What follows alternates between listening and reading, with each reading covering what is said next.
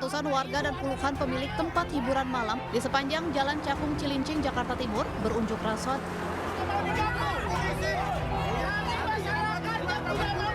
sambil membawa spanduk. Warga menghadang petugas gabungan yang memberikan surat somasi terkait pengosongan lahan. Petugas pun tidak berhasil memberikan surat somasi dan hanya dibacakan oleh kurator dari pemilik lahan. Saat dibacakan, warga menolak dan berdebat dengan pihak pemilik lahan. Warga menolak karena merasa sudah menempati lahan tersebut sejak puluhan tahun lalu. Akibat peristiwa tersebut, akses lalu lintas di sepanjang jalan menjadi terhambat. Terkait pengosongan lahan. Pengosongan lahan ya. Tadi ada perlawanan atau enggak, Kak? Untuk perlawanan enggak, cuman memang ada kegiatan penutupan jalan sekitar menitan. Setelah 1 jam berlalu, petugas gabungan pun mundur. Namun warga masih tetap bertahan di sepanjang jalan tersebut. Dari Jakarta, Rio Manik, iNews melaporkan.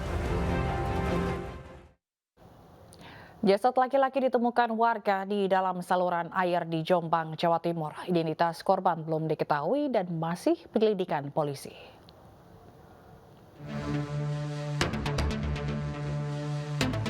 Sesosok mayat laki-laki ditemukan warga Desa Balongsari, Kecamatan Megaluh, Kabupaten Jombang, Jawa Timur, dalam saluran air yang terbuat dari terpal.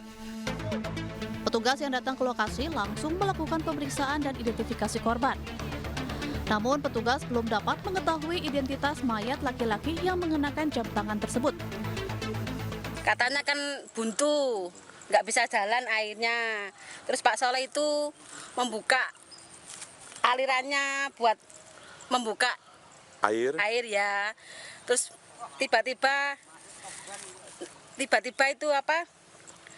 Ada yang buntunya itu? Ya, ada buntunya itu tiba-tiba dibuka sama Pak Soleh, ini terpalnya tiba-tiba ada seorang laki-laki itu, Pak. Mayat tuh udah jadi? Ya, sudah dari mayat itu. Untuk mengungkap identitas dan penyebab kematian korban, mayat laki-laki ini kemudian dibawa petugas ke RSUD Jombang untuk diotopsi. Dari Jombang, Jawa Timur, Mukhtar Bagus, iNews melaporkan. Pemirsa, Kejaksaan Agung tetapkan tersangka baru kasus dugaan korupsi dan tindak pidana pencucian uang di PT Asuransi Jiwa Tasman periode 2017-2020.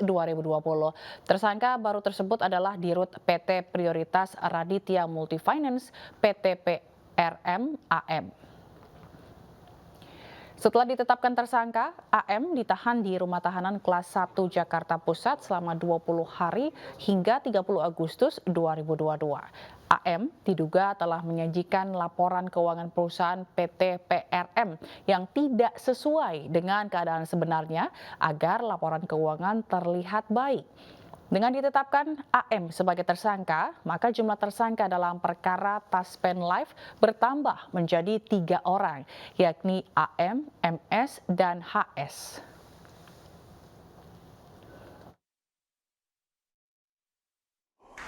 Peran tersangka dalam perkara ini yaitu selaku Direktur PT Prioritas Raditya Multifinance atau PT PRM bersama-sama dengan tersangka AS melakukan penawaran medium term note MTN surat utang jangka menengah PT Prioritas Multifinance PT PRM kepada Taspen Life.